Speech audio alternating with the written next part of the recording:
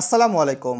আমরা অনেকেই নিজে বা আয়কর উকিল ধরে সরাসরি আয়কর অফিসে আয়কর বা আয়কর রিটার্ন প্রদান করি এবং এর ফলশ্রুতিতে আয়কর অফিস থেকে কিন্তু আমাদের এরকম একটা পেপারস দেওয়া হয়।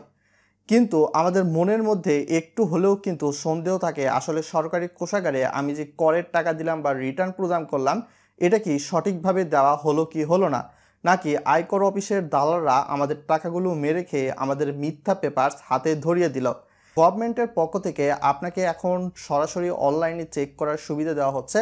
আপনি রিটার্ন সাবমিট করেছেন কি করেননি, এবং রিটার্ন সাবমিট করলেও সেটা কি সঠিকভাবে সাবমিট হয়েছে কি হয়নি, কিভাবে আপনি অনলাইনে প্রপারলি এটি চেক করতে পারবেন, এবং চেক করার ক্ষেত্রে রিটার্ন সাবমিট যদি আপনি করে থাকেন সেক্ষেত্রে কীরকম আসবে আপনার সামনে, এবং রিটার্ন সাবমিট না করলে কীরকম ইনফরমেশান আপনাকে দেখাবে, তার A to Z কিন্তু ভিডিওতে দেখানোর চেষ্টা করছি। তো সেক্ষেত্রে ভিডিও ডেসক্রিপশন বক্সে কিন্তু একটা লিঙ্ক রয়েছে। তো লিঙ্কে চলে গিয়ে আপনারা প্রথমেই দেখতে পাবেন ভেরিফিকেশান। তো এই ওয়েবসাইটে কিন্তু আমাদেরকে চলে যেতে হবে। ভিডিওটা ইনফরমেটিভ, ভিডিওতে লাইক করে আমাদের সঙ্গেই থাকুন।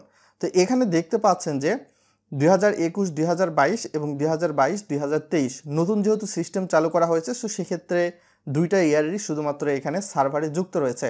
আপনি অনলাইনে দেন বা অফলাইনে দেন, আপনি ট্যাক্স সাবমিট করেছেন কিনা এটা কিন্তু এই ওয়েবসাইটের মাধ্যমেই দেখাবে। তো এখানে লাইকাস আমরা 2021, 2022, তো এইটা প্রথমে সিলেক্ট করলাম।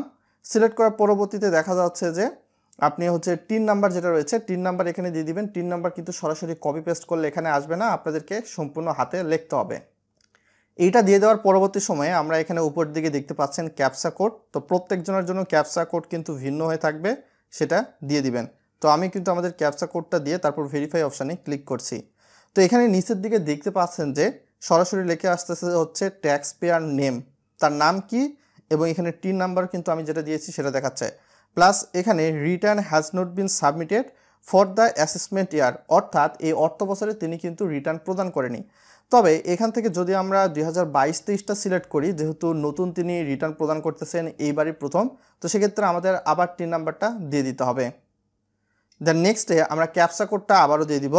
তো ভিডিওটা যদি ইনফরমেটিভ মনে হয় ভিডিওটি বন্ধুবান্ধবদের সঙ্গে শেয়ার করবেন, যাতে করে তারা উপকৃত হতে পারে। তারপর ভেরিফাই। তো এখানে নিচের দিকে কিন্তু আপনারা দেখতে পাচ্ছেন যে ট্যাক্সটা কিন্তু সাবমিট করা হয়েছে এই অর্থ বছরে, এমন বিষয় কিন্তু লেখা রয়েছে। লাইকাস এখানে কিন্তু আপনারা দেখতেই পাচ্ছেন return has been submitted for the assessment ইয়ার, এই ইয়ারটার সালও কিন্তু এখানে দিয়ে দেওয়া রয়েছে।